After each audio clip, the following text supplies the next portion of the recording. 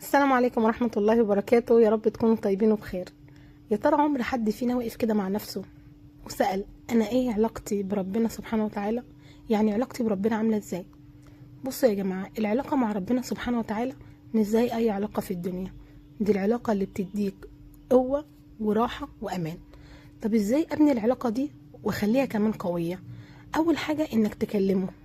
تكلمه. ربنا سبحانه وتعالى بيحب الدعاء، يعني ممكن بدعاء بسيط كده من قلبك، حتى لو بكلمتين. قول يا رب ساعدني، يا رب قويني.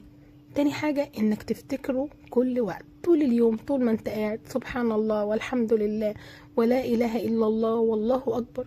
كلمات بسيطة جدا بس بتفتح لك كل ابواب النور. تالت حاجة يا جماعة واهم حاجة وهي الصلاة.